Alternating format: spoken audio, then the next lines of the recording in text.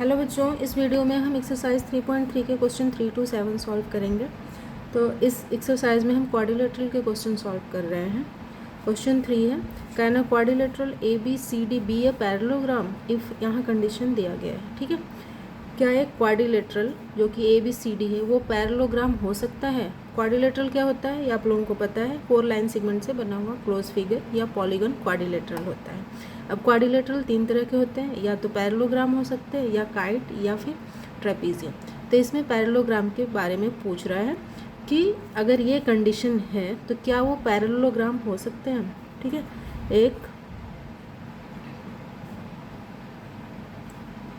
ठीक है, क्वाड्रिलेटरल है तो इसे बताना है पैरेललोग्राम हो सकता नहीं, ए बी सी डी। ठीक है, angle D plus angle B is equal to angle D plus angle B is equal to 180 degree, या ऐसा हो सकता है? तो हमें पता है कि ये एंगल बी और डी अपोजिट एंगल्स हैं और अपोजिट एंगल्स इक्वल होते हैं। तो अगर इन दोनों का sum angle D plus angle B 180 तभी होगा जब ये 90 होगा और ये 90 होगा। ठीक है, तो 90 90 180 हो जाएगा। तो ऐसा तब हो सकता है या तो ये पैरेललोग्राम स्क्वायर हो, ठीक है, तो ये 90 डिग्री का एंगल बनता है, या फिर ये पैरेललोग्राम रेक्टेंगल हो तब ये 90 डिग्री का एंगल बनता है। ठीक है, तो स्क्वायर और रेक्टेंगल दोनों ही पैरेललोग्राम है क्योंकि इनके अपोजिट साइड जो है पैरेलल होते हैं। ठीक है, तो ये हो सकता है। ठीक है, 90 डिग्री एंगल हो सकता है, दोनों का सम 180 हो जाएगा अगर वो स्क्वायर है या फिर रेक्टेंगल है, और स्क्वायर रेक्टेंगल क्या है? पैरेललोग्राम है। सो आंसर होगा यस, इसलिए आंसर होगा यस, कैन बी। हाँ, हो सकता है बट नीड नॉट बी, लेकिन ज़रूरी नहीं कि हो, बट नीड नॉट बी। ठीक है, अगर वो पैरेललोग्राम कुछ ऐसा हुआ, ठीक है, पैरेललोग्राम ऐसा भी हो सकता है, ज़रूरी नहीं है कि वो रेक्टेंगल हो या स्क्वायर हो। अगर ऐसा होगा तो ये 90 डिग्री नहीं होगा और ऐसे में इन दोनों का सम 180 डिग्री नहीं होगा।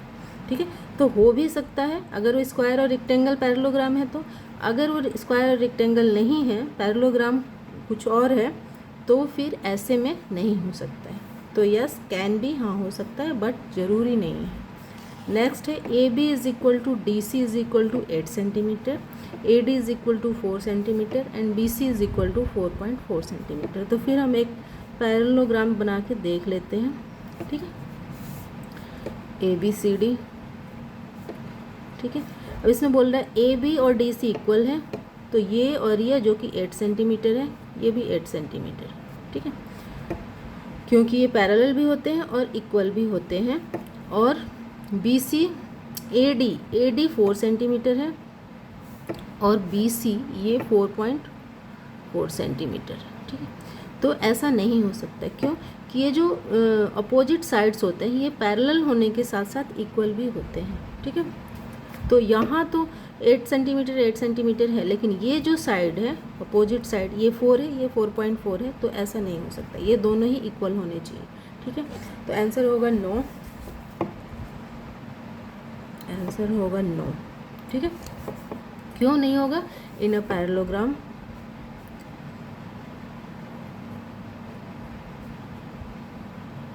Opposite sides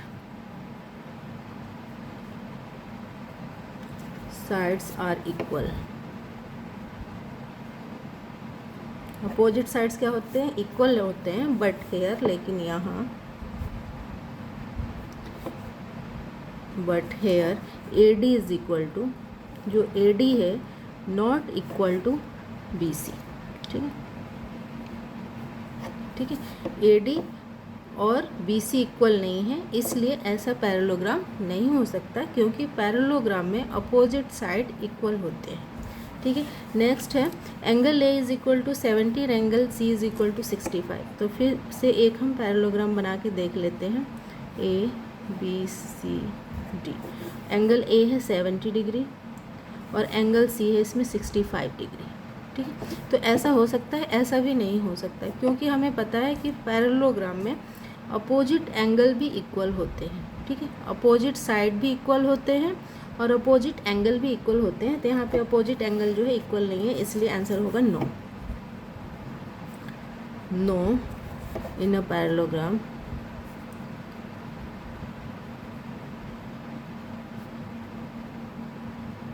opposite angles are equal। ठीक है, इक्वल होते हैं, but here angle A not equal to angle C. ठीक है, एंगल ए और एंगल सी अपोजिट एंगल है जो कि इक्वल नहीं है, इसलिए पैरेललोग्राम नहीं हो सकता। नेक्स्ट क्वेश्चन है question 4, draw a rough figure of a quadrilateral that is not a parallelogram but has exactly two opposite angles of equal measures. ठीक है, हमें एक रफ स्केच बना है क्वाड्रिलेटरल का। ठीक है, क्वाड्रिलेटरल हमें पता है 4 लाइन सेगमेंट से बना हुआ क्लोज फिगर होता है। ठीक है, लेकिन वो पैरेललोग्राम नहीं हो, पैरेललोग्राम नहीं होगा तो क्या होगा, या तो काइट होगा या ट्रेपीजियम होगा। ठीक है, दो और क्वाड्रिलेटरल के जो टाइप्स हैं वो या तो काइट या तो trapezium, but has exactly two opposite angles of equal measure. लेकिन उसके दो एग्जैक्टली एंगल्स जो हैं इक्वल होना चाहिए मेज़र में। ठीक है, तो वो काइट ही हो सकता है। अगर हम ऐसे एक रफ स्केच बनाएं, ठीक है, तो ये एक काइट का होगा, मान लो ये काइट है, तो एंगल बी और एंगल डी ये ऐसे एंगल होते हैं जो इक्वल होते हैं और अपोजिट होते हैं। तो इक्वल अपोजिट एंगल काइट में होते हैं, इसलिए आंसर होगा काइट। ठीक है, ए काइट। नेक्स्ट क्वेश्चन है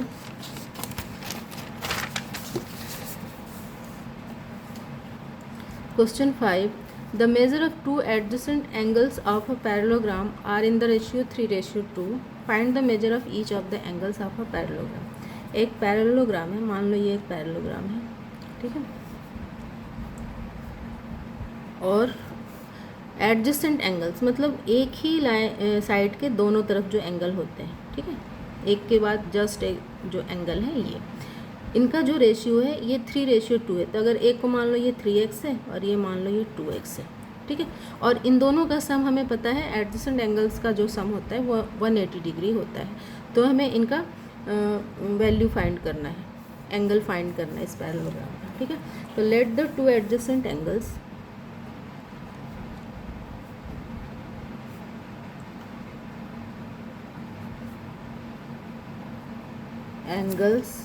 of that given parallelogram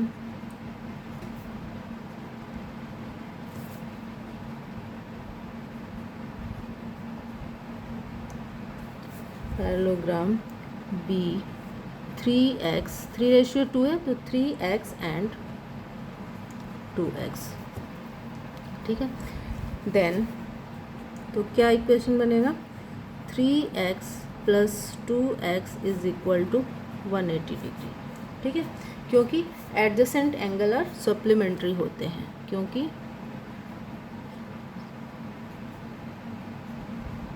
angles are supplementary. ठीक है, तो 5x होगा इज इक्वल टू 180 डिग्री, तो x is equal to 180 degree by 5 is equal to हो जाएगा 36 डिग्री। ठीक है, तो x की वैल्यू हमें मिल गई 36 डिग्री है। देयरफॉर इसलिए एक जो है 3x है और एक एंगल जो है 2x है। ठीक है, 3x 2x, तो 3x क्या होगा, therefore 3x is equal to 3 × 36, x 36 है, is equal to 108 degree and 2x is equal to 2 × 36 is equal to 72 degree. ठीक है, तो वो जो दो एडजेसेंट एंगल होंगे उनका जो मेज़र होगा वो 108 डिग्री एंड 72 डिग्री होगा। ठीक, नेक्स्ट क्वेश्चन है question 6, two adjacent angle of a parallelogram have equal major, find the measure of each of the angles of the parallelogram. ठीक है, ये एक पैरेललोग्राम है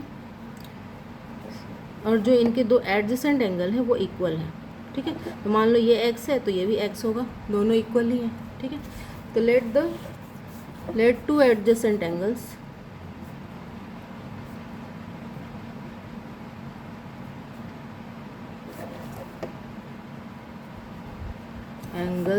of that given parallelogram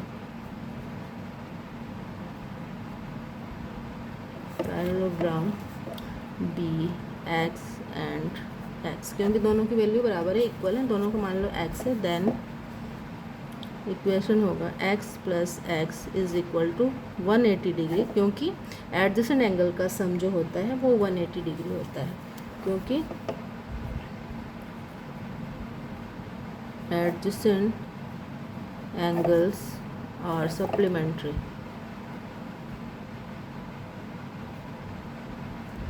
ठीक है, तो ये 2x is equal to 180 degree, तो x इज इक्वल टू हो जाएगा 180 डिग्री बाई 2, तो ये हो जाएगा 90 डिग्री। ठीक है, तो मतलब इसका जो एक एंगल हुआ वो 90 का है। ठीक है, दोनों एडजेसेंट एंगल 90 डिग्री का है। So measure of each adjacent angle, इसलिए measure of each adjacent angle is equal to 90 degree, या फिर लिख सकते हो राइट एंगल। ठीक है, हर जो एडजेसेंट एंगल है वो राइट एंगल है, मतलब या तो ये रेक्टेंगल होगा या स्क्वायर होगा। नेक्स्ट है क्वेश्चन 7 है, द एडजेसेंट फिगर HOPE, ठीक है, is a parallelogram, find the angle measure x, y and z, state the properties you use to find them. ठीक है, ये एक पैरेललोग्राम है HOPE। ठीक है, इसमें x ये है और y ये है और z ये है, इसे हमें फाइंड करना है। ठीक है, और प्रॉपर्टी भी बतानी है जो हम यूज़ करके इसे फाइंड कर रहे हैं। तो in this parallelogram HOPE,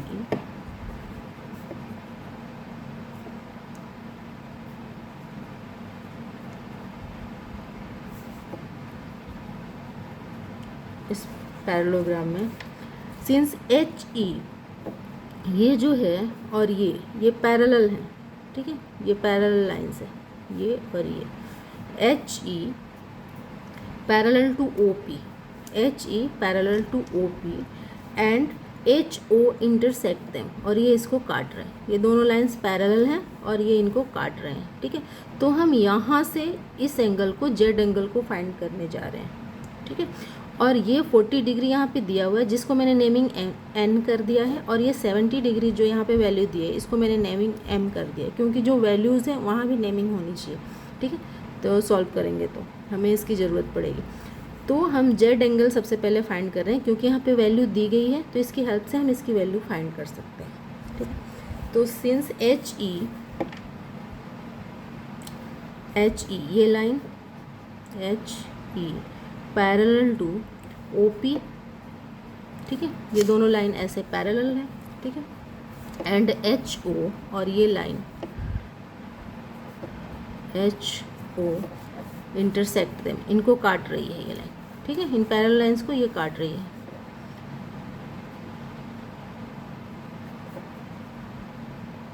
intersect them, then तो क्या हो रहा है, angle N plus angle Z, ठीक है, ये दोनों एंगल इक्वल है एंगल M के।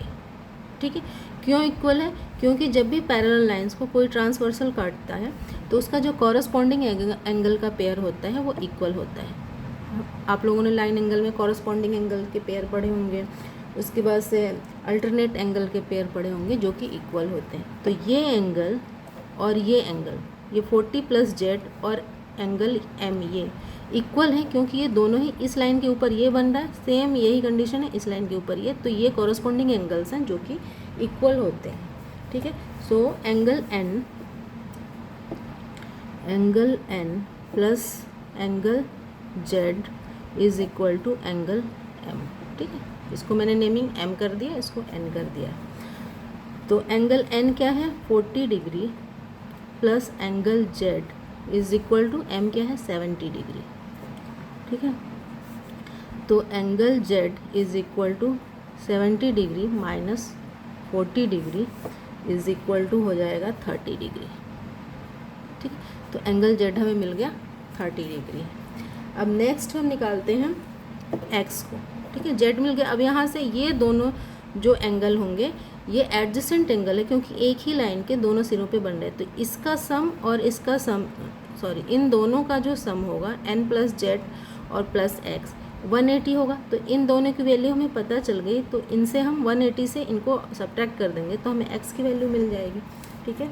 नाउ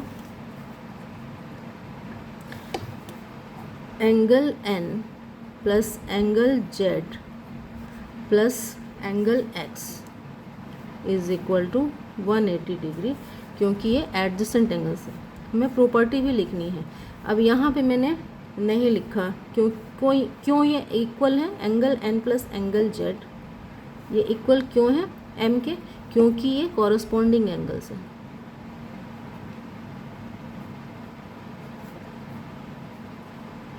ठीक है। यहाँ ऊपर क्वेश्चन में है कि हमें प्रॉपर्टी भी बतानी है, तो कॉरस्पॉन्डिंग एंगल से इसलिए ये इक्वल है। उसी तरह से angle N plus angle Z plus x is equal to 180 degree क्यों है, क्योंकि एडजेसेंट एंगल्स हैं,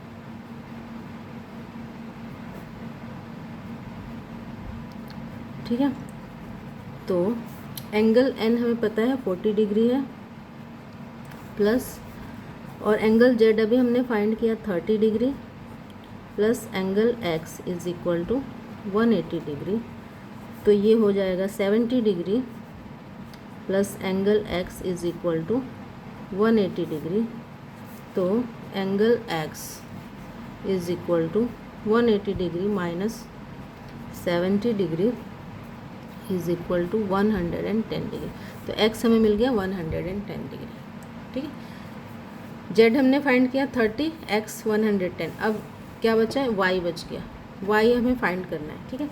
तो एंगल वाई के लिए एच ओ, ठीक है, ये जो लाइन है पैरेलल टू ई पी, ये दोनों लाइन ऐसे पैरेलल है, ठीक है, ये भी पैरेलल थे और ये दोनों लाइन जो है ऐसे पैरेलल है। अगर ये पैरेलल लाइन्स हैं ऐसे और इनको ये इंटरसेक्ट कर रहा है एच पी या पी एच ऐसे, तो ये एंगल और ये एंगल इक्वल होंगे, क्योंकि इस लाइन के जो ये लाइन काट रही है ट्रांसवर्सल इसके अपोजिट बन रहा है, तो ये अल्टरनेट एंगल हुए और इक्वल होंगे, ठीक है। अल्टरनेट इंटीरियर एंगल हुए और ये इक्वल होंगे, इसलिए ऑल्सो एच ओ ये लाइन और parallel to E P, also H O parallel to E P and P H intersect them, ठीक है। पी एच इनको काट रहे हैं, ये दोनों पैरेलल लाइंस हैं और पी एच इसको काट रहा है, तो ये अल्टरनेट एंगल्स हैं जो कि इक्वल होते हैं। Then angle n is equal to angle y, क्योंकि ये अल्टरनेट एंगल्स हैं, ठीक है। तो angle y is equal to 40 degree, क्योंकि angle n is equal to 40 degree given था, ठीक है। n 40 डिग्री है, ये गिवन है, तो y भी 40 डिग्री होगा। तो ये आप लोगों का क्वेश्चन 7 भी हो गया। इस वीडियो में इतना ही। अगर आप लोगों को ये वीडियो हेल्पफुल लगी हो तो प्लीज़ मेरे चैनल को सब्सक्राइब करें और इस वीडियो को लाइक और शेयर करें। Thank you.